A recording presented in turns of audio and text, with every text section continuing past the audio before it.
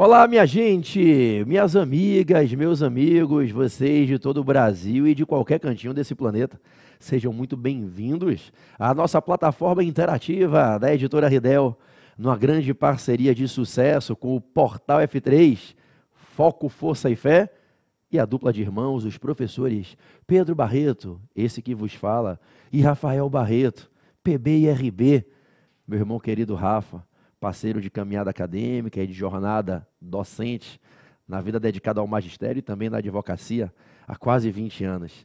É uma alegria recebê-los para mais um bate-papo em que direcionaremos o nosso diálogo e as reflexões e orientações aqui compartilhadas para o nosso projeto do VAD Interativo, o VAD Mecum Interativo, organizado por essa equipe brilhante desses professores, ora citados, eu e meu irmão, e a equipe acadêmica e editorial da Ridel. Bom, hoje nós vamos conversar sobre esse VAD Mecum, o VAD da aprovação, que sintetiza de modo muito bem organizado a legislação do direito tributário, do direito constitucional, do direito administrativo, com a inclusão da Constituição, do CPC, do CDC, de alguns estatutos, o regimento interno do STF, os enunciados sumulares do STF, do STJ, a legislação institucional da OAB, enfim, para você que tem o VAD interativo, o VAD Mecum da aprovação, eu venho aqui trazer mais reflexões importantes, orientando cada um de vocês e a todos a como fazerem um bom uso desse VAD Mecum, especialmente quando estiverem realizando a prova de vocês. Tudo bem? Na hora da prova, fazendo consulta ao VAD, é importante saber como utilizá-lo para ser inteligente, eficiente, assertivo, ganhar tempo e achar o que tem que ser realmente encontrado diante das questões apresentadas, propostas pela banca examinadora. Bom, nesse vídeo de hoje, eu venho trazer uma temática muito bacana. Eu venho conversar com vocês, passando algumas orientações sobre feitio de remissões a respeito das súmulas vinculantes do STF que recaem sobre o direito tributário. De novo, está aqui para vocês na tela. Eu venho falar sobre algumas remissões a respeito das súmulas vinculantes do STF em matéria tributária. Permitam-me definir o direcionamento desse vídeo, para qual público esse vídeo é interessante.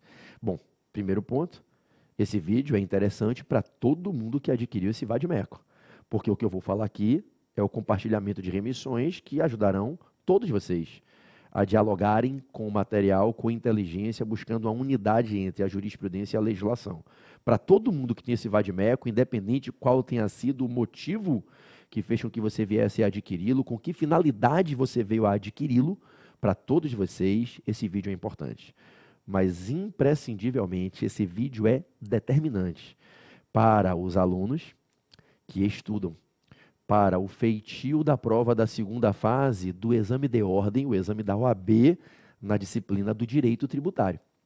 Bom, eu faço esse vídeo para todos vocês que são usuários do VAD Mecum interativo da aprovação, mas com imenso carinho eu dedico esse vídeo aos alunos que estudam comigo no Portal F3, na nossa preparação, que é há mais de uma década, a maior do Brasil em direito tributário, a maior turma do país, há mais de 30 exames, desde a época da CESP, desde quando surgiu o curso online, né, 2009, 2010, que a gente tem aí a maior turma de direito tributário do Brasil há muitos anos, já tivemos turmas com 2.500 alunos, né? Então é para vocês, meus alunos, que fazem o curso comigo, a prova da segunda fase chegando, e a gente se prepara lá no Portal F3, né? Há 5 anos que esse treinamento é no Portal F3, há quase 5 anos, desde quando ele surgiu. Nos anos anteriores eram em outros cursos, e é para vocês, alunos que farão a segunda fase de direito tributário, que eu chamo especial atenção para que tenham nesse vídeo um vídeo de grande valor colaborativo nessa caminhada, e em especial para o momento em que estiverem fazendo a prova. Então, repetindo, esse vídeo aqui é para que eu compartilhe com vocês remissões a respeito das súmulas vinculantes do STF em matéria tributária. Beleza? Bom, serve. O que eu vou falar aqui é útil, é de valor para todo mundo que tem o VAD, mas em especial é determinante para os nossos alunos que estudam para fazer a prova da segunda fase da OAB na apaixonante disciplina, nesse reino mágico e pomposo do direito tributário. Beleza? Beleza. Bom, vamos então aprender qual vai ser a sistemática aqui do bate-papo. Primeiro, eu vou ditar para vocês 12 súmulas vinculantes do Supremo que eu separei aqui. 12 súmulas vinculantes. Vocês vão pegar um rascunho agora, antes de usar o VAD, e vão anotar num rascunho quais são essas 12 súmulas vinculantes. Dividi-las por tema, agrupando-as conforme o assunto de direito tributário que enseja o feitio da súmula. Ou seja, aquilo sobre o que a jurisprudência estabilizada com efeito vinculante recai. Então, você vai, no primeiro momento aqui, eu já começo esse primeiro momento, anotar as 12 súmulas vinculantes, separando-as em grupos, por temas. Após, iremos para um segundo momento, em que você vai abrir o vadimeco e você vai lá para a parte final dele, para as súmulas vinculantes no VAD. E lá, o que é que a gente vai fazer? A gente vai combinar as 12 súmulas com os artigos que eu vou mencionar. Ora da Constituição, ora da legislação infraconstitucional. Beleza? Algumas das remissões que eu falarei aqui, você não vai precisar anotar, porque elas já estão feitas pela nossa equipe de impressão. Quando o VAD foi editado, algumas dessas remissões já vieram impressas. Você apenas vai sublinhar. As que não estão na súmula, você vai anotar de lápis. Ok? Então, você pega um lápis e você vai fazer a anotação dos artigos que eu vou colocar para vocês lá nas súmulas vinculantes, que eu vou mencionar as 12 que citarei aqui. Beleza? Depois, iremos aos artigos citados e lá nos artigos devolveremos a remissão. Remissão a gente faz sempre nas duas pontas, daqui para lá, de lá para cá, amarrando a legislação com a jurisprudência. E aí você vai nos artigos que eu vou mencionar, fazer menção à súmula vinculante. Na maioria deles, já existirá essa menção. E você então apenas sublinhará para chamar a atenção. E quando você na prova chegar no artigo, você bate o olho e já vai, ih, meu irmão, tem uma súmula vinculante. E aí você vai estar lá com o sublinhado chamando a atenção na sua visibilidade, na legibilidade imediata do dispositivo textual posto, né, na lei que você estará acessando ou na Constituição. Então, no primeiro passo, você vai anotar o número das 12 súmulas vinculantes, separadas por tema, como orientarei aqui, e no segundo, você sai do seu rascunho do caderno e vai para o VAD, e você vai abrir lá na página das súmulas vinculantes, no finalzinho do VAD, e a gente vai começar a fazer as remissões das súmulas para os artigos. Depois a gente vai aos artigos e faz a devolução da remissão para as súmulas. Por que isso é de grande valor para você, especialmente você que vai fazer a prova da segunda fase? A banca de direito tributário tem um hábito de prestigiar os assuntos que ensejaram súmulas vinculantes do STF. Estamos falando da jurisprudência da Corte mais alta do país, no controle de constitucionalidade sobre atos de direito tributário, atos legislativos, atos administrativos, e que tornaram necessário o feitio de uma súmula com efeito vinculante para pacificar questões que estavam gerando insegurança jurídica no país. Então, se a gente tem 12 súmulas vinculantes aqui para conversar, você pode ter certeza que estamos falando de 12 assuntos importantíssimos na advocacia tributária, no direito tributário, questões práticas importantíssimas.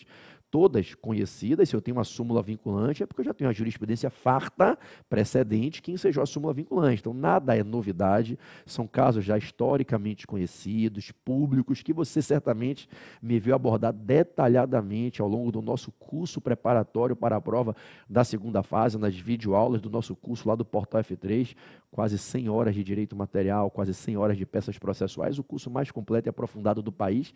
Então, o que eu vou falar aqui não é novidade. Eu apenas vou pegar 12 súmulas vinculantes, mostrar a vocês, para vocês terem visibilidade rápida de quais são elas, todas recaindo sobre assuntos importantes do direito tributário, e fazer a remissão das súmulas para a legislação, da legislação para as súmulas, para que na hora da prova, quando vier a cair essa questão, caso a banca siga o seu hábito de prova sim, prova não, elaborar uma questão envolvendo uma súmula vinculante do Supremo, caso a banca escolha na sua prova trabalhar em uma das questões, seja nas discursivas, seja no mérito da peça processual, a temática de uma das súmulas vinculantes, você, só pelo fato de estar aqui ouvindo, de ter lido, de ter feito o destaque, você já vai lembrar que existe uma súmula vinculante. E aí, se você vai na súmula, ela te remete para os artigos. Se você for de cara no artigo primeiro, ele te remete para a súmula. E qual a grande importância disso? É que na hora de construir a sua resposta, respondendo na prova, você vai citar tanto a súmula como os artigos. E você sabe tanto quanto eu, já lhe falei isso diversas vezes ao longo das aulas, que a banca da Fundação Getúlio Vargas, ela tem o hábito de, no padrão que ela utiliza para construir o gabarito, valorar, dar pontos para quem responde tecnicamente correto, cita os dispositivos legais corretos e quando existe súmula do STF ou do STJ, cita a súmula atrelada ao case. A banca, já falei isso a vocês, ela utiliza um sistema para corrigir as questões e distribuir a pontuação que a gente chama de, ora, sistema trifonte, ora, sistema bifonte, raramente unifonte. A banca dificilmente pega a pontuação inteira do quesito e distribui essa pontuação para quem apenas respondeu doutrinariamente da forma correta, usando apenas os conhecimentos doutrinários, uma fonte do direito doutrina, para fundamentar a sua resposta. A banca normalmente usa o sistema bifonte, ela prestigia duas fontes do direito, doutrina e legislação, lei e doutrina, então você tem que responder o que foi colocado no caso da maneira correta, citando o dispositivo, ora da Constituição, ora da legislação infraconstitucional correlacionado com o tema. Então, duas fontes, bifonte, doutrina e lei, lei lato sensu, direito escrito, direito objetivo, e às vezes trifonte. A jurisprudência também é uma fonte do direito, a gente sabe disso. Então, às vezes, a banca, para distribuir a pontuação da questão, ela vai distribuindo aquele ponto em 3 linhas de construção da resposta: doutrina, lei e jurisprudência. É dizer, se cai na sua questão de prova uma temática que é objeto de uma súmula vinculante e o tema é trabalhado, é previsto, é disciplinado em certo artigo da Constituição, do CTN, de uma determinada lei tributária, a banca vai pegar a pontuação destinada àquela questão, seja no mérito da peça, seja numa discursiva, e vai distribuir essa pontuação, exigindo de você que explique, responda de modo certo, rápido, direto, objetivo. Então, você escreve a resposta com base no conhecimento correto para aquilo que foi perguntado, cita o artigo da Constituição ou da lei e, havendo uma súmula do STF, quiçá do STJ, cita a súmula. Não raro, a banca distribui a pontuação nessas 3 linhas estruturantes da resposta. É o método da banca examinadora, é o método da banca da Fundação Getúlio Vargas, isso é lícito, é correto, e eu estou aqui com a experiência que a gente tem de praticamente 20 anos, quase 60 edições do exame de ordem, treinando candidatos todos os dias da minha vida, ano após ano, para contar mais uma vez a você isso. O sistema de correção é feito com base no prestígio, na valoração da fonte doutrinária, da fonte do direito legislado, da lei, e quando existe súmula atrelada, da jurisprudência. Por isso, uma aula como essa é importante. Você vai aprender a fazer remissões das súmulas mais importantes do país, que são as súmulas vinculantes do STF, que vinculam todo o executivo e todo o judiciário a acatar o entendimento veiculado na súmula de efeito vinculante, e a gente então vai fazer a remissão, dessas súmulas vinculantes aos artigos corretos. Caiu o tema na prova, você responde, cita a súmula, cita o artigo e constrói a sua resposta atrelando-se ao método trifonte utilizado em muitas provas anteriores como método de correção e distribuição da pontuação pela nossa banca examinadora, o que, repito, é plenamente normal, lícito, comum, e o que a gente tem que fazer é ter essa orientação, é você ter o treinamento correto aqui do teu treinador, experiente, conhece esse exame na palma da mão, para fazer a coisa certa, beleza? Beleza. Isso posto, anote aí, por favor, as 12 súmulas. Primeiro, eu quero que você anote as 3 súmulas vinculantes sobre as taxas. Tema 1, taxas, e nós temos 3 súmulas vinculantes sobre taxas. São as súmulas vinculantes 19, súmula vinculante 29 e súmula vinculante 41. 19, 29 e 41. Bom, agora você vai anotar 3 súmulas sobre impostos. 3 súmulas vinculantes sobre impostos. Súmula vinculante 31, ou 31, perdão, 31. E aí você já abre um parênteses e bota qual é o imposto, ISS. Súmula vinculante 31, que recai sobre uma temática atrelada ao ISS. E as súmulas vinculantes 32 e 48 sobre o ICMS. 32 e 48 sobre o ICMS. Beleza? Citadas as 3 súmulas vinculantes sobre taxas, as 3 súmulas vinculantes sobre impostos, vamos para o terceiro grupo. 3 súmulas vinculantes sobre princípios. 3 súmulas vinculantes sobre princípios. As 2 primeiras que eu vou falar agora, sobre os princípios do livre acesso à justiça, contraditório, ampla defesa e devido processo legal. Livre acesso à justiça, contraditório, ampla defesa e devido processo legal. E eu falo de duas súmulas, que são as súmulas vinculantes 21 e 28. 21 e 28 são as súmulas vinculantes atreladas ao quarteto de princípios que ora comento, dos princípios do livre acesso à justiça, contraditório, ampla defesa e devido processo legal. Além desses quatro, que são princípios expressos no texto constitucional, no artigo 5º, já darei a revisão, você pode mencionar mais dois, que são princípios implícitos no texto constitucional, que são os princípios, ainda para essas duas súmulas vinculantes, 21 e 28, os princípios da razoabilidade e proporcionalidade.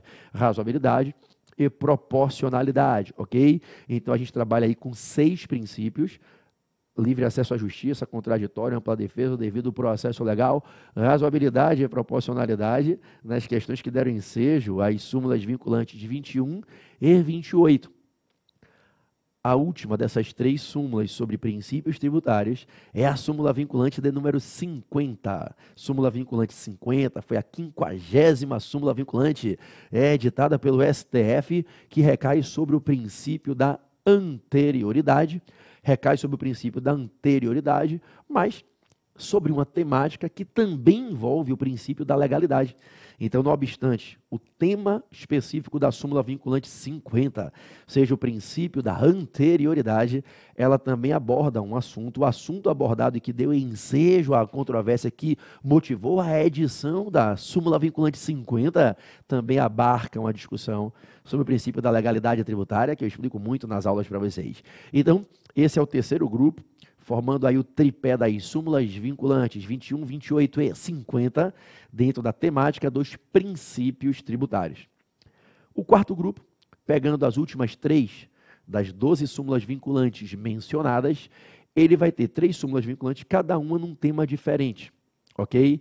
Então, são temas esparsos, 3 temas diferentes. Você pode, por favor, anotar no quarto grupo, súmula vinculante número 8, que vai cuidar do binômio, do tema em dueto.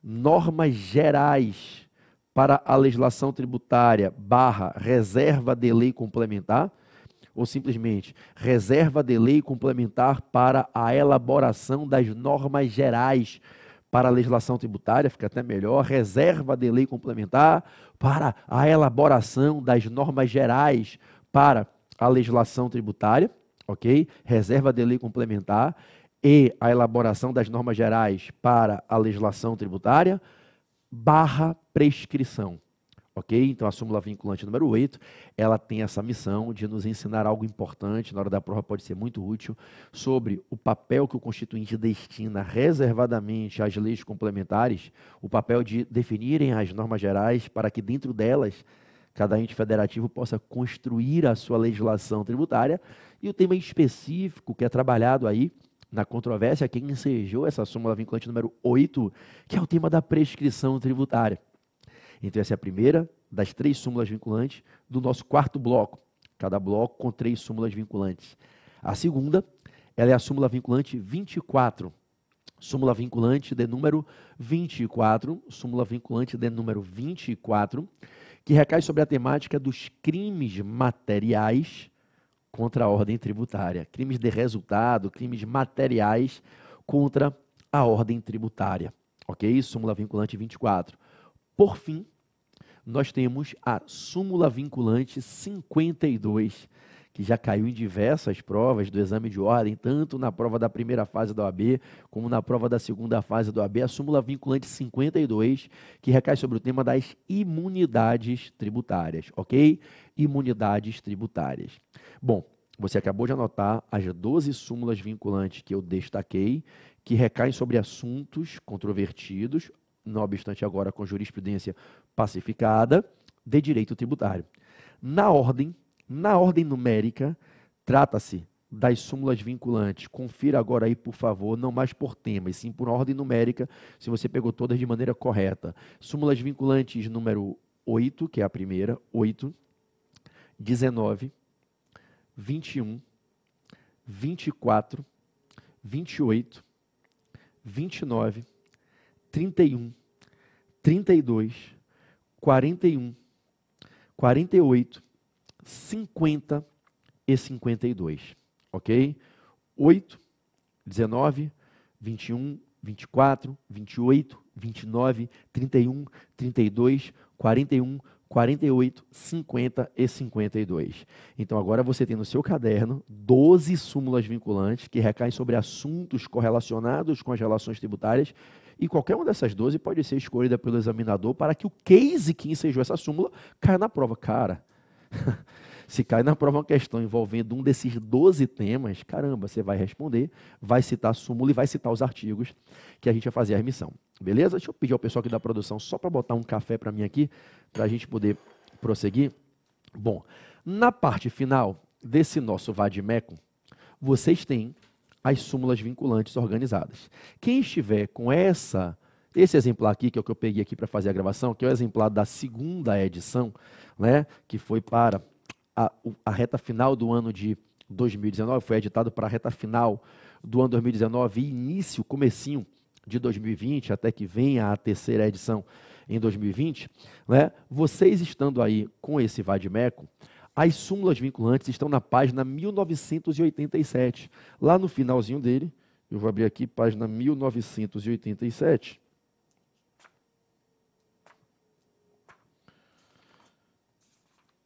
Vocês vão ver aqui, ó, súmulas, aqui é a 1986, súmulas, regulamento interno do STF e a legislação institucional do AB. É a parte final, né, do nosso VAD, que é dividido em 5 compartimentos: legislação constitucional, legislação administrativa, legislação tributária arrumada por temas de impostos, taxas e contribuições, e depois essa parte final envolvendo as súmulas, o regimento interno do Supremo e a legislação institucional da OAB. E aqui você vai para a próxima página, é só virar uma página e já começam as súmulas vinculantes do STF, ok? Organizadinhas, aqui na página 1987. O que é que você vai fazer? Você vai pegar um pilô amarelo, não precisa sublinhar a súmula inteira, só sublinha o número, porque já vai ficar aquela bolinha amarela chamando a atenção. Na hora que você chegar na prova e abrir as súmulas vinculantes, já vai estar de amarelo o destaque para essas 12 súmulas. Então você vai fazer, até para não manchar a página inteira, não manchar o verso da página, você não precisa sublinhar aluno maduro, candidato profissa, candidato orientado, né, de maneira profissional, não vai fazer essa merda de ficar sublinhando a súmula toda, o texto inteiro, que mancha a página, às vezes até rasura.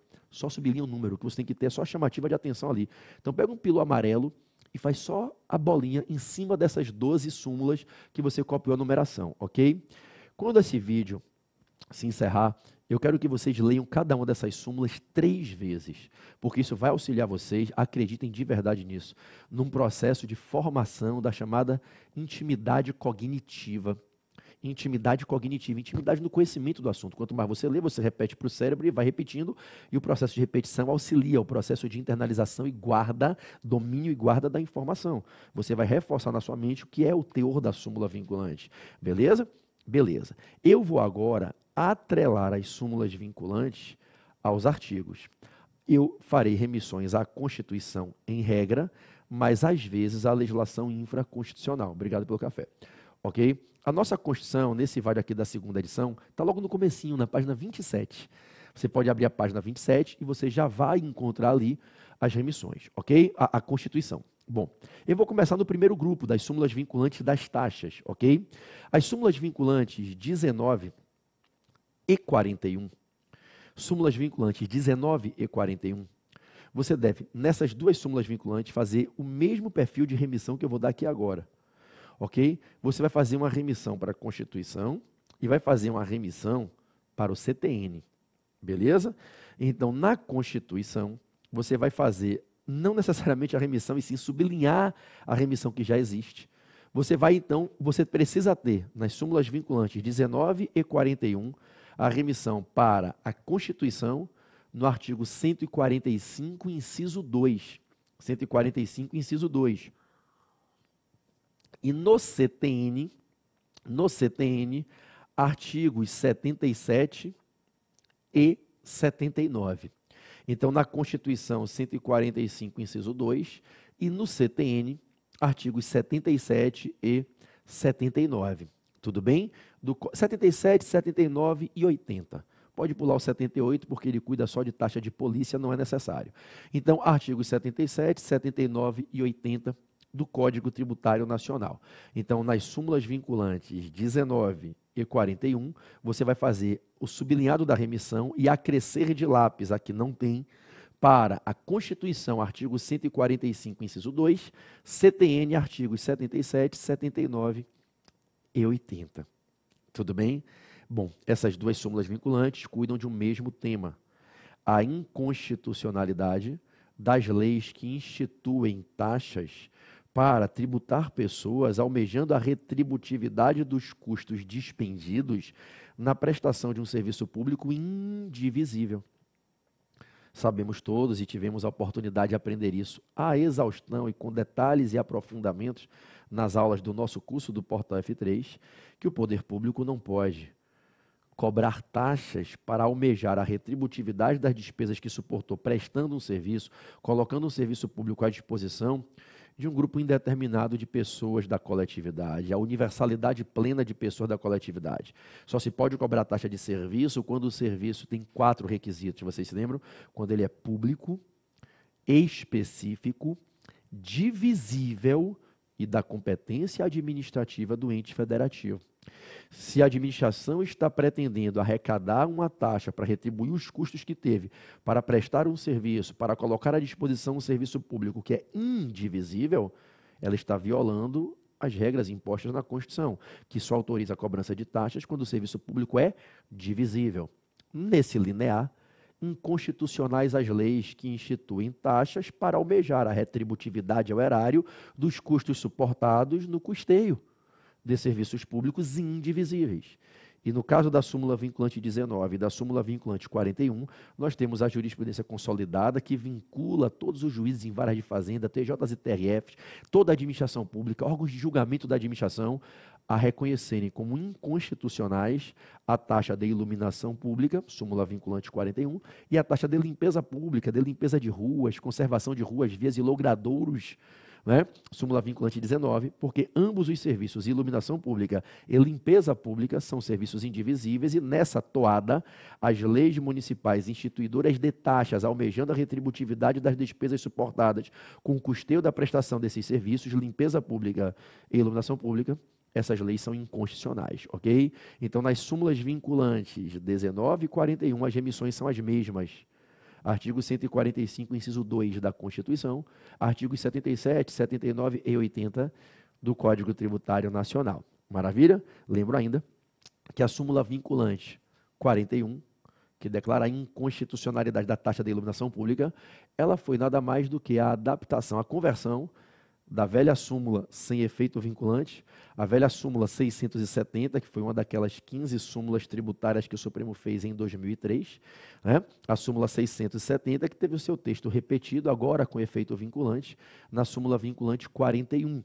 O Supremo, para quem não sabe, quem assistiu às aulas com certeza vai lembrar, porque eu falo isso várias vezes nas aulas, o Supremo Tribunal Federal passou 15 anos após a promulgação da Constituição de 88, em 5 de outubro de 88, passou 15 anos para editar as primeiras súmulas, veiculando jurisprudência consolidada após a vigência da Constituição de 88, tendo como referência a Constituição de 88. E então, em 2003, em 24 de setembro de 2003, o Supremo fez de uma vez só 100 súmulas. Súmula 622 a súmula 721. Essas súmulas são organizadas por assuntos. Os assuntos tributários ficaram ali, dentre as súmulas de 656 a 670. Então, nós temos 15 súmulas seguidas naquele pacote de 100 súmulas. 15% dessas 100 súmulas de 2003 foram súmulas veiculando assuntos tributários, jurisprudência formada nos primeiros 15 anos de Constituição, do controle de constitucionalidade em matéria tributária. E aí, dentre essas, as súmulas de 656 a 670, a última era aquela súmula 670 que dizia que era inconstitucional a taxa de iluminação pública. E isso ensejou, agora, recentemente, o feitio da súmula vinculante 41, para que aquele entendimento ganhasse efeito vinculante e nenhum órgão mais da administração pública municipal, nenhum juiz em vara de fazenda, em vara que julgava cases tributários, pudesse declarar a constitucionalidade das taxas de iluminação pública, ok? A súmula vinculante 29, ela vem cuidar do tema da base de cálculo das taxas. E na súmula vinculante 29, você deve ter uma remissão para o artigo 145, parágrafo 2º, da Constituição. 145, parágrafo 2º da Constituição, súmula vinculante 29. Vai na súmula, sublinha a remissão para o 145, parágrafo 2º, e no 145, parágrafo 2º, sublinha a remissão para a súmula vinculante 29. Já expliquei a vocês nas aulas que essa súmula surgiu por conta de uma reiterada jurisprudência que recaiu sobre julgados, em que se abordava a discussão da temática do uso da metragem, do tamanho, da extensão dos imóveis como base de cálculo para certas taxas.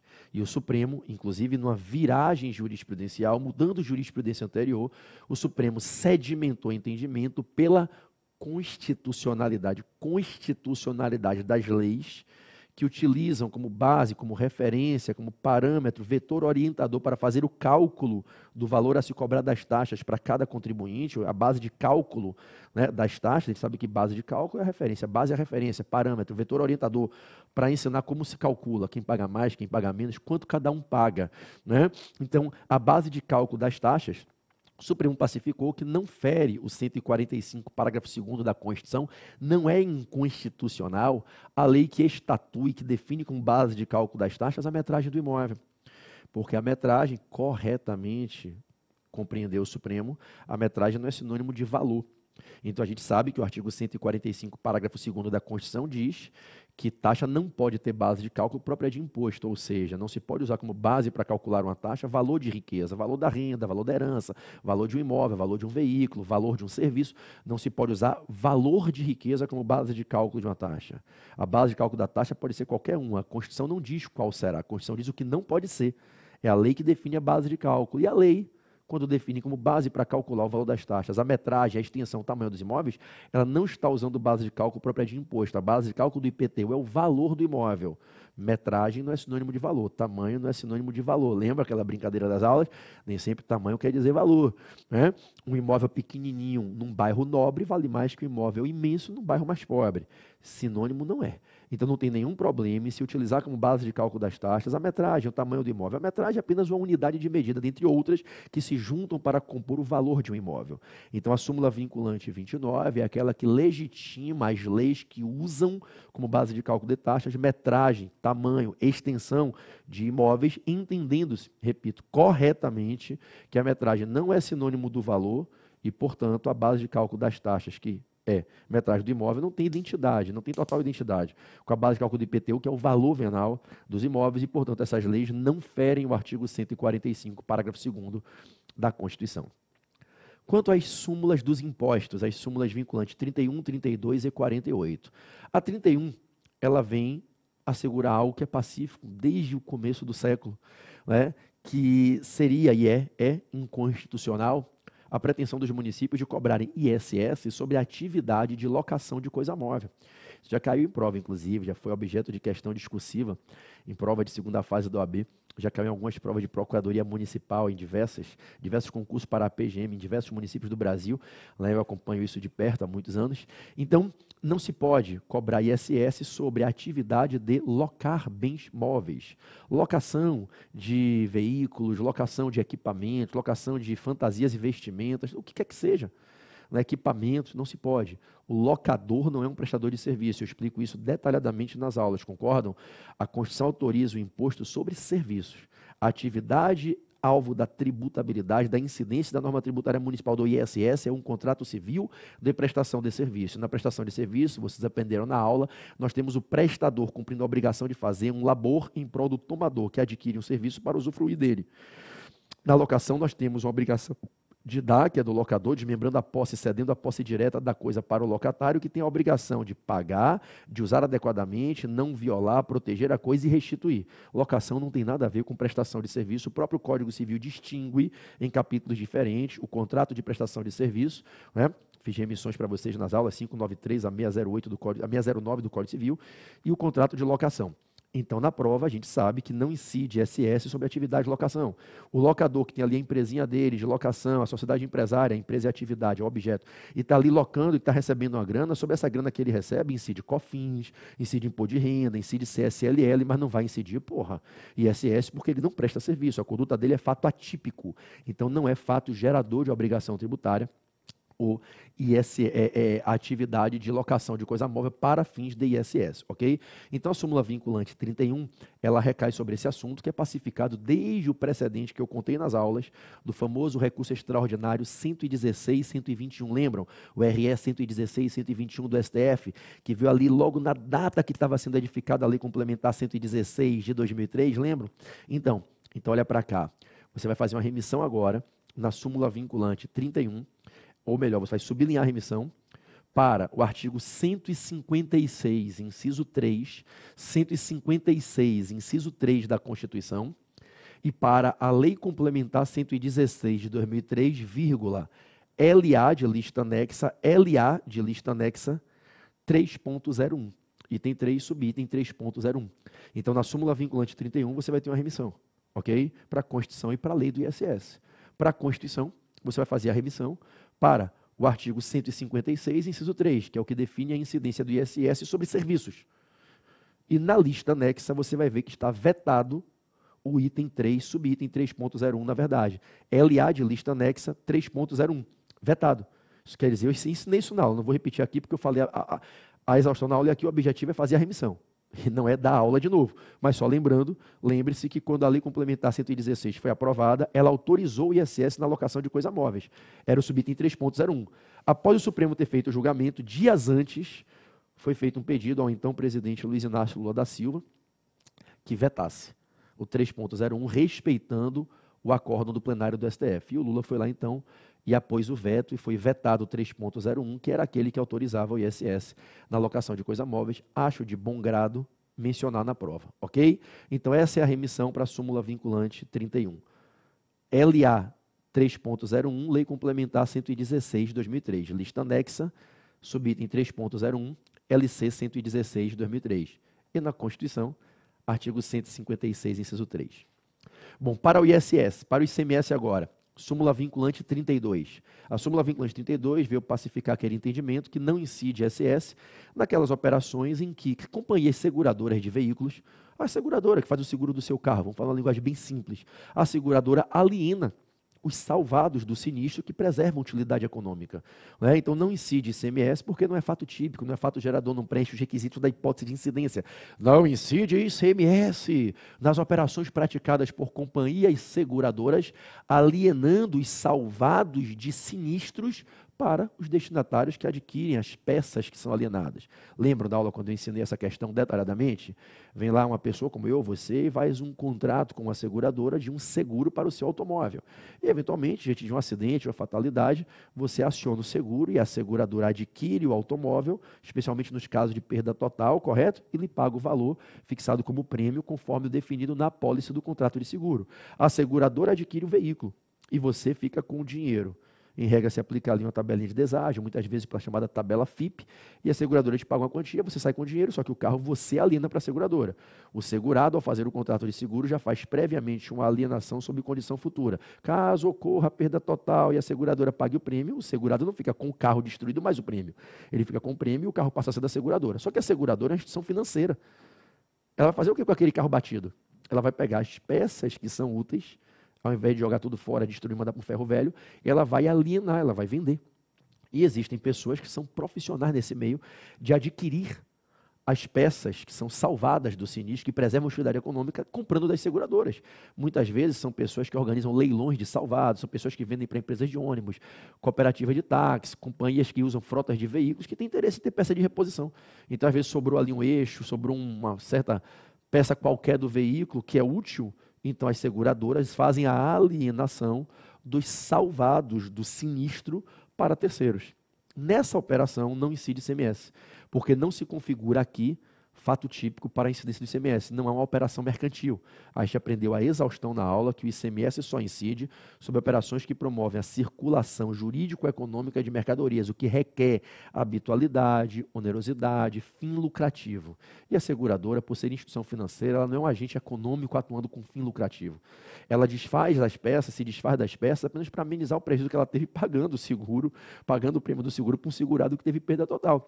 Então, o fundamento que a gente aprendeu nas aulas para que não incida ICMS nessas operações é a ausência de fato típico. A conduta não preenche os requisitos para a incidência do ICMS. Não há uma operação com fim lucrativo. A seguradora não faz disso algo com fim lucrativo, ainda que possa haver onerosidade, e hoje a gente até pode dizer, pelo volume que isso acontece, que chega a se configurar uma habitualidade, mas não tem fim lucrativo. Então é fato atípico, não incide ICMS, súmula vinculante 32. Você vai, evidentemente, combinar a súmula vinculante 32 com o artigo do ICMS na Constituição, que é o 155, inciso 2, 155, inciso 2, lá da Constituição, e você vai lá para a Lei Complementar 87 de 96, vai fazer uma remissão para a Lei do ICMS, o Estatuto Nacional do ICMS, a Lei Brasileira, a Lei Complementar de Normas Gerais do ICMS, a Lei Complementar 87 de 96, para o artigo 2º, que é o do fato gerador, o artigo 2º, né, inciso 1, que define que o fato gerador é a operação de circulação de mercadoria. Eu sempre sugiro aos alunos que quando a gente quer dizer que não se aplica o artigo, eu pego lá o artigo 2º, inciso 1 e faço um X. Na minha remissão eu faço o artigo 2º, inciso 1, Lei Complementar 87, com um X para lembrar que não se aplica ali, não se configura o que está ali, porque o que é que está no artigo 2º, inciso 1 da Lei Complementar 87? O ICMS incide sobre operações de circulação de mercadoria. Se nesse caso o que eu tenho é uma hipótese em que não há circulação de mercadoria, então não incide o ICMS. É como eu sempre oriento os meus alunos, faz um xizinho de lápis, faz o artigo e o xizinho para lembrar que não se aplica o que está no artigo, então não se aplica a incidência do ICMS. Né? Para bom entendedor, meia palavra basta, uma remissão bem feita basta. Meu pai já dizia que para o bom entendedor o olhar basta, né? Quando era pequeno, meu pai dizia, não me faça gastar meia palavra. Quando eu olhar, ô seu moço, quando eu olhar, já obedeça e saia pianinho, dizia meu pai quando era criança, para mim e para a Rafa. Então vamos lá. E ainda, eu vou para o artigo 3º, que é o que diz que não incide ICMS. Agora, cuidado, lembrem das aulas. O artigo 3º, inciso 11, da Lei Complementar 87, de 96. Deixa eu só pegar o cafezinho aqui. Artigo 3º, inciso 11, cuidado por quê? Inciso 9, artigo 3º, inciso 9, 8 é arrendamento mercantil, 9 é salvado de sinistro. Por quê? Essa remissão que eu estou te dando, do artigo 3º, inciso 9, da Lei Complementar 87, na súmula vinculante 32, que eu inclusive dei nas aulas, em todas as aulas eu fiz essas remissões, né? Mas, por que eu peço seu cuidado? Porque o caso da súmula vinculante 32 não é exatamente o mesmo do artigo 3º, inciso 9.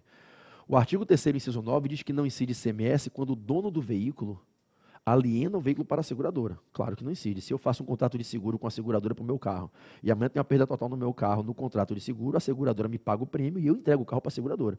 Não vai incidir ICMS porque eu não sou um fornecedor habitual de veículo, não sou uma revendedora de carro, não sou um fabricante, montador, concessionária, distribuidor de veículo.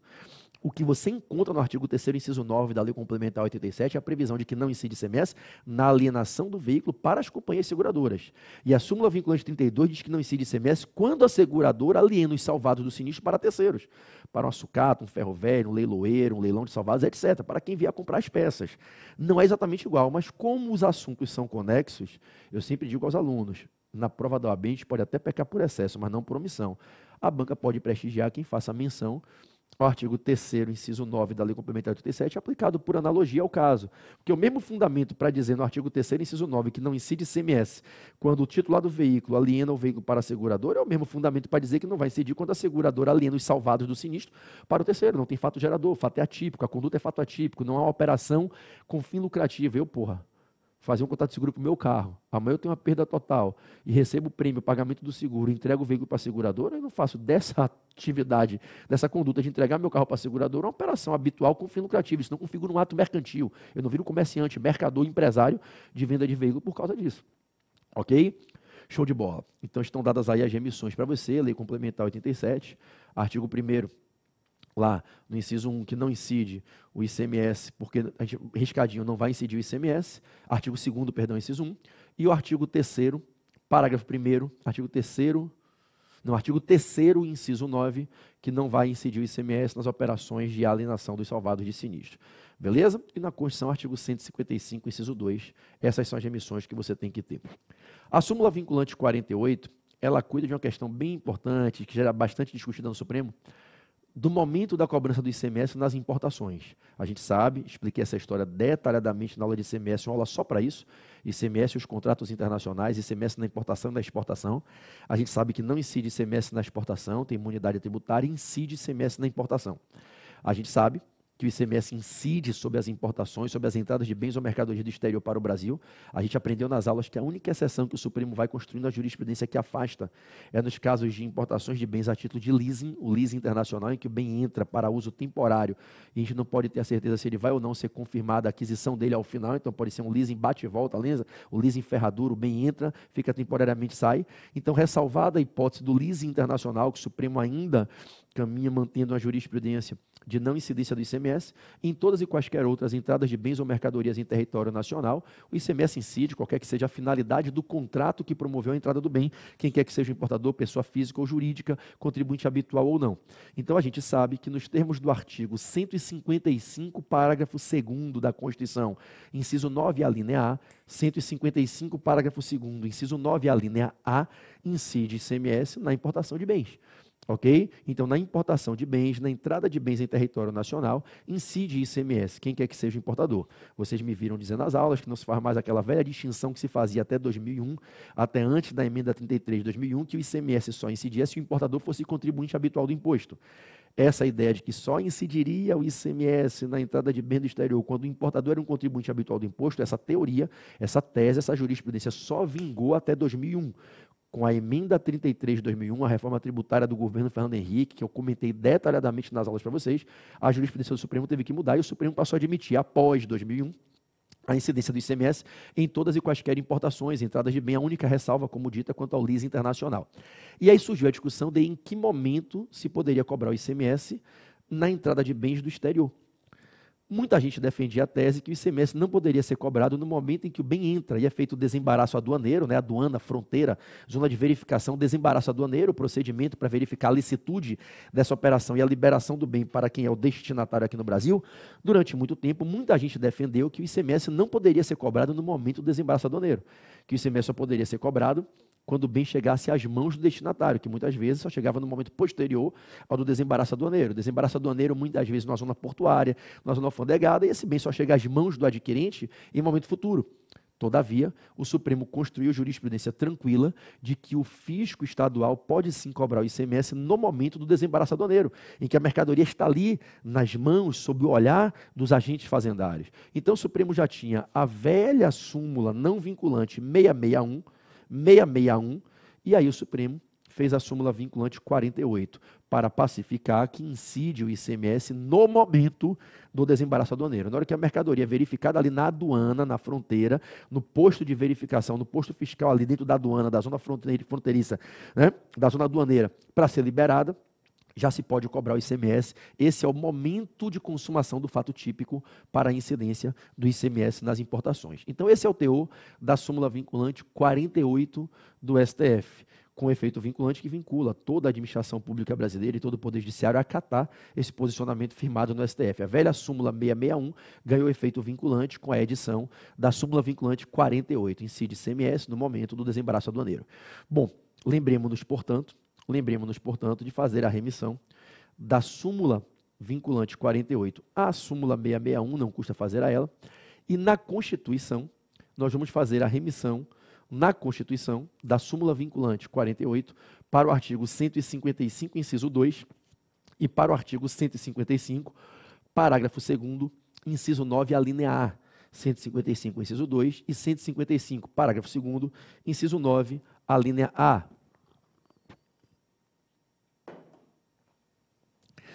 Bom, na Lei Complementar 87, vocês vão fazer a remissão para o artigo 2º, parágrafo 1º, inciso 1, artigo 2º, parágrafo 1º, inciso 1, e artigo 12, inciso 9, artigo 12, inciso 9. Então, artigo 2º, parágrafo 1º, inciso 1, e artigo 12, inciso 9, ok? Recomendo que você vá ao artigo 2º, parágrafo 1º, inciso 1, e ao artigo 12, inciso 9, da Lei Complementar 87, e devolva a remissão para a súmula vinculante 48 do STF, beleza? Então, matamos aqui as remissões sobre as 3 súmulas a respeito das taxas, as 3 súmulas de impostos. Agora, nós temos as 3 súmulas de princípios. As súmulas vinculantes 21 e 28 cuidam, como eu disse, de 6 princípios. Devido ao processo legal, para defesa, contraditório, livre acesso à justiça, proporcionalidade e razoabilidade. esse sexteto de princípios, que não são princípios tributários, mas se aplicam, evidentemente, também nas relações tributárias. São princípios constitucionais amplos, de um viés processual. Princípio do livre acesso à justiça. Princípios da ampla defesa, contraditório devido ao processo legal. Princípios da proporcionalidade e razoabilidade. Você vai combinar as duas súmulas vinculantes, as duas, com 3 incisos do mesmo artigo. É um artigo com 3 incisos. Você vai nas duas súmulas vinculantes, em certo ponto que eu vou dizer, já existe a remissão na súmula, é só você sublinhar. O que não tiver, você complementa de lápis. Você vai fazer o artigo 5º, incisos 35, 54 e 55. Para te ajudar, 54 é L de 50 e V, e 55 é LV. Não custa lembrar, né? Então, artigo 5º, incisos 35, XXXV, 35, 54 e 55, beleza? Bom, o case da súmula vinculante 21, eu creio que vocês se recordam das aulas, aquela aula que eu falo de crédito tributário, processo administrativo, né? Quando um contribuinte faz uma impugnação administrativa, acerta o lançamento de tributo, acerta cobrança de um tributo ou de uma multa, e o contribuinte faz uma impugnação, apresenta a reclamação tempestivamente, impulsionando administrativamente a formação do processo administrativo fiscal, pode ser que ele seja derrotado, que a reclamação dele não seja acolhida e a impugnação seja julgada improcedente. Se ele esbarra numa decisão de improcedência diante da impugnação formulada, atacando aquele ato administrativo, aquele procedimento administrativo de cobrança de algo na relação tributária, um tributo, uma multa, ele pode, diante da decisão de improcedência, que não acolheu a reclamação, recorrer. A interposição do recurso voluntário não depende de oferecimento de garantia. E então, lembrem-se que eu mencionei com vocês que é inconstitucional exigir no âmbito do processo administrativo, é inconstitucional exigir no âmbito do processo administrativo garantia, seja mediante depósito, seja mediante arrolamento de bens, seja no valor total que foi lançado ou no valor parcial de 10%, 20%, 30%, quanto quer que seja. Não se pode exigir garantia nenhuma do contribuinte para que ele possa interpor o recurso voluntário, atacando, impugnando a decisão que julgou improcedente a impugnação.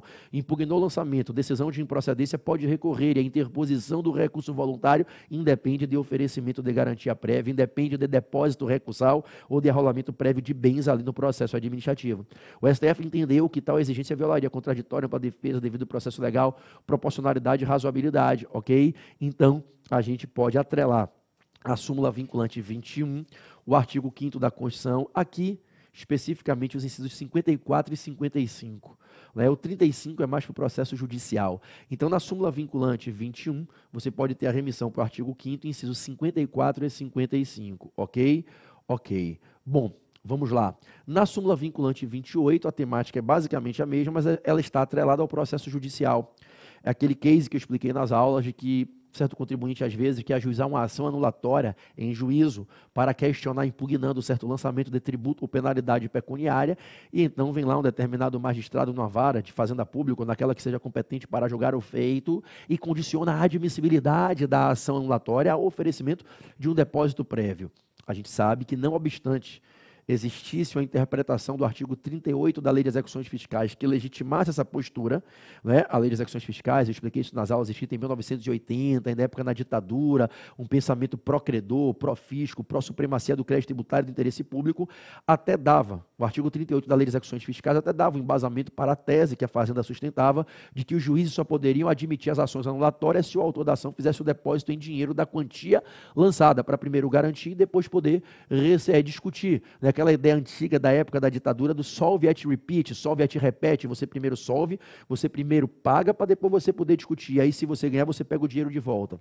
Essa tese, que vigorou durante muito tempo no Brasil, de que só se poderia ajuizar uma ação anulatória para impugnar judicialmente um lançamento mediante o depósito prévio, só poderia ajuizar a ação anulatória se fizesse o depósito, essa tese foi por terra, o Supremo corretamente entendeu que isso fere o acesso à justiça, e acessando a justiça através do pleito de uma prestação jurisdicional no judiciário, essa tese de condicionar o ajuizamento da ação ao depósito violava para muitas pessoas da população, especialmente as pessoas mais pobres, hipossuficientes, violava o direito delas de poderem discutir, de poderem acessar o judiciário, ter o livre acesso à justiça, ao judiciário, ao provimento jurisdicional num processo, de terem acesso à discussão, ao contraditório, para a defesa, devido ao processo legal em face da Fazenda Pública. Então o Supremo veio e disse, olha, não cabe, é inconstitucional qualquer lei que condicione o recebimento da ação ao depósito prévio.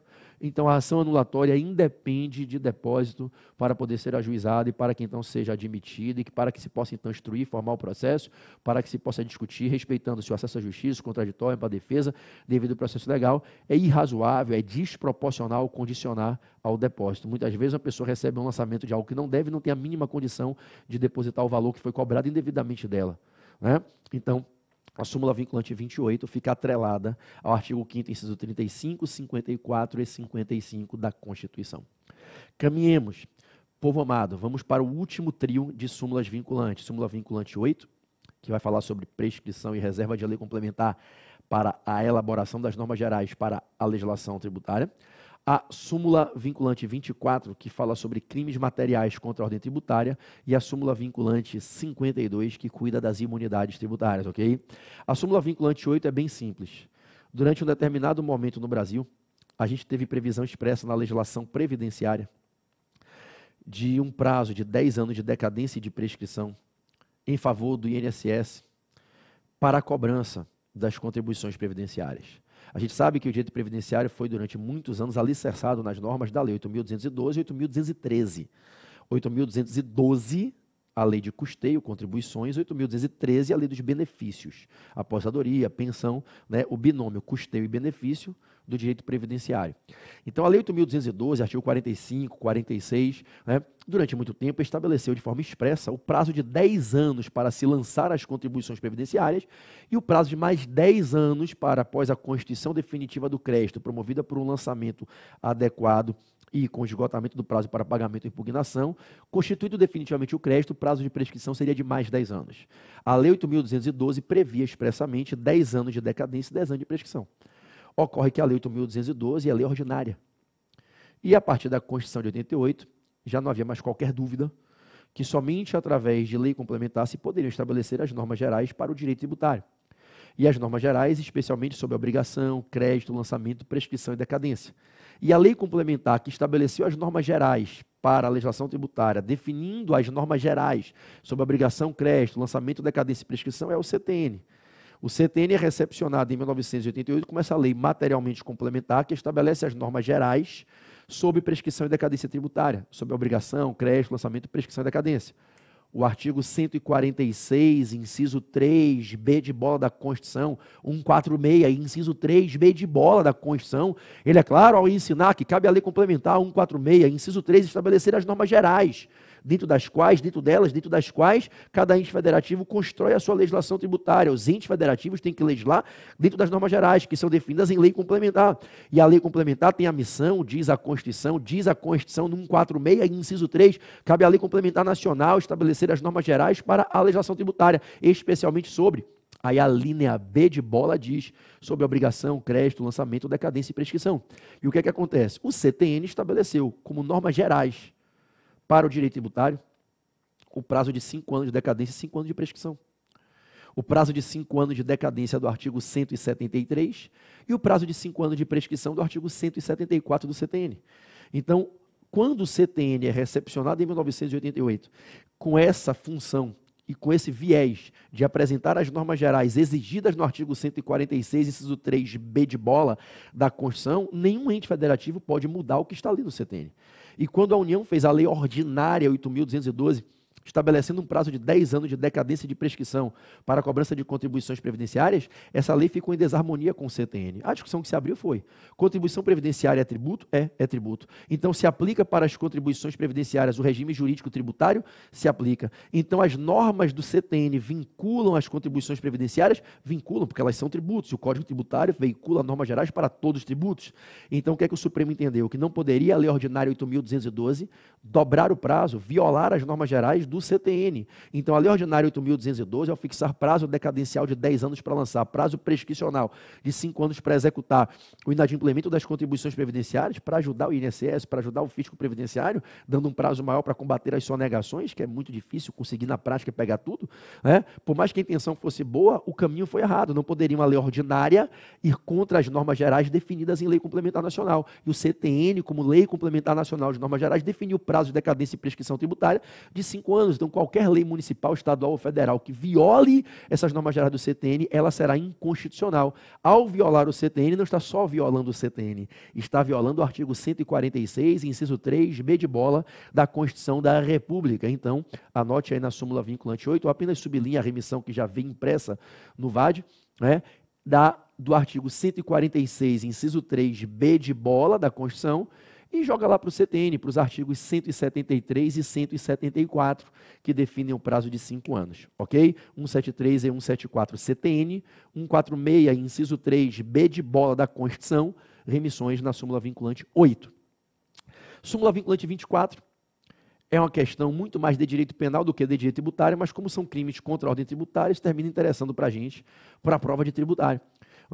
É aquela questão bem simples. Quando alguém está sendo notificado, autuado administrativamente para que pague certa quantia, e aí na autuação está sendo ali alegado que esse contribuinte supostamente teria sonegado uma determinada quantia que ele devia a título de obrigação tributária, pode ser que esse contribuinte vire para o agente fiscal e diga, olha, você está me autuando por algo, alegando que eu soneguei, mas eu não soneguei. Você está me acusando de ter sonegado, praticado um crime de sonegação fiscal, um crime de resultado, um crime material, previsto lá na Lei 8.137 de 90, Lei 8137 de 90. Você está me acusando de ter praticado sonegação fiscal, E, em tese, a depender de como tenha se aperfeiçoado a conduta, se é que ela aconteceu, eu poderia ter praticado um crime, que gera até uma pena de 2 a 5 de cadeia. Então, olha bem, você fiscal da Receita, você agente público, está me notificando, me autuando no auto de infração, dizendo, afirmando aqui que eu soneguei, só que eu não soneguei. E aí esse contribuinte faz a impugnação administrativa para exercer o direito de defesa, o contraditório para a defesa em devido processo legal em sede administrativa, processo administrativo fiscal. Gente, até o final do processo administrativo fiscal, o lançamento feito, a autuação, a notificação feita ali, está sob análise. O crédito que foi constituído contra esse contribuinte na autuação, ele está sob revisão em razão da impugnação tempestivamente feita. Esse crédito não está definitivamente constituído ainda. Pode ser que a própria autoridade administrativa volte atrás e diga, realmente, você provou aqui administrativamente que você não sonegou, foi um equívoco nosso. Você provou que você tinha uma isenção à época, que você tinha uma imunidade, ou que você não era o responsável pela dívida que ora foi cobrada contra você. Por qualquer motivo, você provou que você não sonegou. Até essa decisão final, até o final do processo administrativo, é incoerente a postura do Ministério Público de ajuizar uma ação penal acusando esse contribuinte pela suposta prática de um crime material, um crime de resultado. O resultado ainda está sob verificação. Haveria aqui uma ausência de condição objetiva de procedibilidade para o ajuizamento da ação penal. Faltaria uma confirmação, uma força nos indícios de suposta materialidade, a autoria desse crime para instruir a peça litisdenunciante e possibilitar a promoção da ação penal, que nos crimes tributários é pública, é incondicionada, mas haveria carência, insuficiência de dados para instruir a ação penal e deflagrar um processo penal contra o contribuinte por uma suposta prática de um crime tributário que ele ainda está administrativamente se defendendo e que a própria administração credora ainda está analisando se teve ou não. Então o Supremo, desde o precedente, eu até explico isso na aula do famoso HC, 81.611, se eu não me engano, HC 81.611, no STF, um habeas corpus que o ministro Sepúlveda pertence foi o relator, que o Supremo pacificou dizendo o seguinte, olha, até o final do processo administrativo fiscal, até esgotar ali o contraditório na esfera administrativa, não deve ser ajuizada a ação penal. Se for, o juiz não deve conhecer da denúncia, não deve receber a denúncia. Então, os fundamentos sob a ótica do direito penal variam conforme a doutrina. Tem gente que fala em ausência de justa causa, tem gente que fala em ausência de condição objetiva de procedibilidade, tem gente que fala em ausência de condição objetiva de punibilidade. Independente de quais sejam os fundamentos penais, condição objetiva de punibilidade, condição objetiva de procedibilidade, ausência de justa causa, a teoria causalista, ausência de nexo causal para a propositura da ação penal, uma coisa é fato, cara. Não se pode propor ação penal, e se ela for proposta, não se pode conhecer da denúncia. Se o processo administrativo ainda está em curso e não se exauriu, não havendo uma decisão final que constitua em definitivo o crédito, confirmando o lançamento, uma decisão final que esgote o processo administrativo, em face da qual não cabe mais nenhum tipo de recurso ou impugnação administrativa. Enquanto não se estabilizar administrativamente a certeza de que realmente houve, para a administração, houve o crime de sonegação, não cabe ação penal. E se ela for ajuizada, não cabe o conhecimento da denúncia. E se a denúncia for recebida, pode-se fazer impugnação pedindo HC com trancamento de ação, pedindo a suspensão, até mesmo, se for o caso, a extinção do processo, com base na jurisprudência da súmula vinculante 24 do STF, ok? Então você vai na súmula vinculante 24 fazer uma remissão ou fazer o sublinhado à remissão existente no nosso VAD para o artigo 1º da Lei 8.137 de 90, 8.137 de 90, que é a lei que regula os crimes contra a ordem tributária.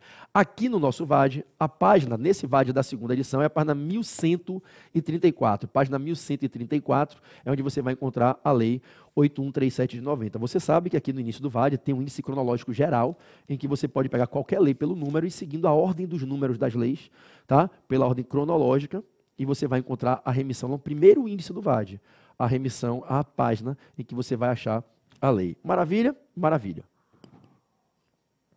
Por fim, a última dessas 12 súmulas vinculantes é a súmula vinculante 52, que está atrelada a um case bem conhecido, já caiu na prova do AB diversas vezes, já despencou em provas de concursos públicos trilhões de vezes, que é o famoso case, que envolve aquelas pessoas jurídicas que gozam de imunidade tributária de impostos sobre o patrimônio, renda e serviços vinculados na atividade fim, aquelas pessoas jurídicas listadas no artigo 150, inciso 6 da Constituição, aquelas pessoas jurídicas de direito privado, aqueles particulares listados no artigo 150, inciso 6, alíneas B e C da Constituição, aquelas 6 pessoas jurídicas listadas no artigo 150, inciso 6, alíneas B e C da Constituição, aquele famoso case, quando qualquer dessas pessoas pega um imóvel, um terreno de sua titularidade e loca, aluga para um terceiro, para um particular explorar numa atividade diversa das suas atividades fins, mas reverte o dinheiro dos aluguéis no custeio da atividade fim.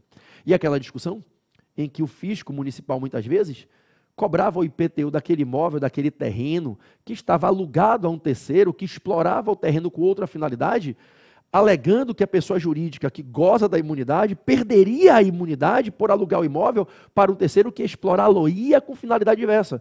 E aí os advogados tributaristas, as advogadas tributaristas, conseguiram convencer o STF de que se aquela pessoa jurídica de direito privado que goza da imunidade de imposto sobre o patrimônio, sobre a renda, sobre os serviços, quando o patrimônio, renda e serviços são vinculados na atividade fim, se aquela pessoa jurídica, qualquer daquelas 6 pessoas jurídicas, provasse que os aluguéis auferidos no contrato de locação, locando o bem para um terceiro, se os aluguéis fossem comprovadamente revertidos no custeio da atividade fim de qualquer dessas 6 pessoas, haveria sim o cumprimento da exigência constitucional, que é a exigência lá do 150, parágrafo 4º, haveria sim o cumprimento da exigência do parágrafo 4º para ter a imunidade tributária, a exigência de que tem que se provar que o patrimônio, a renda, os serviços que se quer ver imune, estão vinculados, atrelados na atividade fim. Aquelas 6 pessoas jurídicas de direito privado, listadas no artigo 150, inciso 6 da Constituição, alíneas B e C, as igrejas, templos religiosos de qualquer culto da linha B, os partidos políticos, as fundações pertencentes a partidos políticos, as entidades sindicais de trabalhadores, as entidades de educação sem fim lucrativo, as entidades de assistência social sem fim lucrativo. Essas 6 pessoas, as igrejas, os templos religiosos de qualquer culto da linha B, partidos políticos da linha C, fundações partidárias da linha C, entidades sindicais de trabalhadores da linha C, entidades de educação sem fim lucrativo ou de assistência social sem fim lucrativo da linha C, 150, inciso 6, a linha C da Constituição. Essas 6 pessoas, quando tem um imóvel, tem um terreno, tem um bem e alugam para terceiros que exploram esse bem em outra finalidade, essas 6 pessoas podem continuar a gozar da imunidade de IPTU sobre esse imóvel, desde que provem que o dinheiro captado com os aluguéis, os frutos civis percebidos em razão da locação, o valor dos aluguéis, se reveste na atividade fim. Então, se uma igreja aluga um terreno, um imóvel para alguém que monta um shopping, monta uma loja, monta o que quiser montar, um empreendimento econômico que quiser, mas a igreja prova que os aluguéis são revertidos no custeio da atividade religiosa, ela continua imune ao IPTU. Se o partido político alugou um imóvel para terceiro, mas o dinheiro dos aluguéis é aplicado na finalidade partidária, ele, partido político, continua com a imunidade de IPTU desse imóvel. Se a entidade de educação ou assistência social sem fim lucrativo, se a entidade sindical de trabalhadores aluga um imóvel seu para um terceiro que explora com outra finalidade, mas os aluguéis são revertidos na atividade sindical, na atividade educacional, na atividade assistencial, esse imóvel continua imune ao IPTU. Então é aquele case famoso em que se discutia se estava ou não sendo obedecida a exigência do parágrafo 4º do artigo 150. A exigência que diz que para ter imunidade de impostos sobre patrimônio, renda e serviço tem que provar a vinculação nas atividades essenciais, nas finalidades essenciais, na atividade fim. E aí o Supremo reconheceu a tese proposta pela advocatícia como uma tese boa e consolidou a jurisprudência, que se os aluguéis são revertidos na atividade fim, continua a vigorar a imunidade de IPTU. Beleza? E esse é o teu da súmula vinculante 52 e você faz uma remissão para o artigo 150, inciso 6. 150, inciso 6. Alíneas B e C e parágrafo 4º, 150, parágrafo 4º da Constituição. Maravilha, galera? Bom, cumprimos a meta. Eu falei a todos que eu trabalharia aqui com um bate-papo rápido, direcionado para remissões. Nas súmulas vinculantes em matéria tributária que eu listei 12 súmulas vinculantes aqui. Dei a vocês aqui a numeração, quais são as 12 súmulas vinculantes, vocês viram bastante. Fiz as remissões da súmula para os artigos correlacionados, ora na Constituição, ora na legislação infraconstitucional, quando foi pertinente, e acredito que agora vocês têm aqui uma boa orientação. Caindo na prova, ainda dei um ganchinho rápido, uma palhinha sucinta sobre os temas das 12 súmulas vinculantes, para que vocês lembrem, né, de qual é a temática abordada. Valeu? No mais, continuemos estudando, continue cumprindo sua missão, continue fazendo aquilo que cabe a você fazer. Eu digo isso a vocês em todas as aulas, né? Em todo fim de aula, eu trago aquela palavra de ordem, de encorajamento, de motivação, mas acima de tudo, de educação emocional, inteligência e gestão emocional, mostrando a vocês o caminho certo. E lembre daquilo que eu já falei no final de várias aulas lá do nosso curso no Portal F3. Para que o nosso resultado seja construído, para que o nosso sonho se realize, a gente tem que entender a autorresponsabilidade e fazer aquilo que cabe a cada um de nós. Não basta eu estar ali dando as aulas, explicando detalhadamente, vírgula por vírgula do edital, ensinando vocês a fazerem todas as peças processuais que podem ser exigidas na prova. Não adianta eu vir aqui fazer um vídeo como esse, explicando remissões das súmulas vinculantes do Supremo para os artigos corretos, para vocês citarem na resposta da prova da maneira correta, como possivelmente pode vir lá no espelho de correção, dando os pontos, se você não fizer a sua parte. Siga fazendo sua parte, assistindo às aulas. PB, é muita aula. Eu sei, você quer um curso rasteiro, um cursinho de merda, ou você quer um curso bom, profundo? Se eu fosse candidato, eu queria um professor que me desse o máximo de conteúdo, que explorasse o programa inteiro do edital. Pô, eu vou fazer uma prova que muda a minha vida profissional, que abre portas para eu poder ingressar na advocacia, e o cara vem e grava todos os pontos do edital detalhadamente, didaticamente, explica, repete, usa processos de memotécnicas. É tudo que eu queria para a minha vida. Quando eu fiz prova do AB, eu não tive isso não, meu irmão. Meu estudo foi muito mais difícil que o de vocês. Agora, você tem que fazer a sua parte. É devorar, é entender que o sacrifício é matéria-prima do sucesso, que a dor e a lágrima são insumos no processo fabril das grandes vitórias, e aceitar jogar o jogo. Aceitar mentalmente que é assim. Ai, bebê, mas é difícil sim, só que existe uma diferença enorme entre o difícil e o impossível. O difícil é apenas aquilo que exige de você um grau de sacrifício maior. Nem de longe se confunde com o impossível, que é aquilo que não se pode alcançar, mesmo dando tudo que se tem de melhor. Impossível é algo completamente diferente do difícil, do muito difícil. É óbvio que passar numa prova que vai assegurar a você a liberdade de exercer a profissão liberal da advocacia não pode ser algo fácil. Todavia, ser difícil apenas valoriza a sua conquista, dá valor à tua vitória. Então joga o jogo, cara, enche essa porra desse peito de garra, faz a via pulsar e vamos para dentro. Vamos para dentro, vamos construir essa aprovação, porque a gente só depende da gente. O meu melhor somado ao seu melhor nos leva a um resultado extraordinário. Tenha certeza que você só depende de você, cara. Dá o teu melhor, fazer a tua parte, porque a sua parte somada com a minha, eu mais você, nós somos maiores do que a dificuldade dessa prova da FGV, e a gente consegue sim esse resultado positivo, ok? Agradece a Deus por essa oportunidade, agradece a Deus por estar aqui, por estar pegando, olha, esses conteúdos aqui maceteados, que te orientam, agregam um valor diferenciado para você. Agradece a Deus pela tua saúde, pela tua oportunidade de estar fazendo essa prova, e vamos para dentro. Vamos construir o resultado vitorioso, porque nós vimos ao mundo para vencer, nós somos filhos de um Deus maravilhoso, e na veia da gente corre o DNA do sucesso, beleza? Somos predadores da vitória, os linces predadores do sucesso. Tamo junto, galera? É isso. Um beijo no coração de todos, um beijo a todos que vieram aqui até o final, especialmente ao meu pelotão de direito tributário da segunda fase do exame de ordem do Portal F3. Vamos embora, galera. Até os próximos vídeos. Fiquem com Deus, com foco, força e muita fé.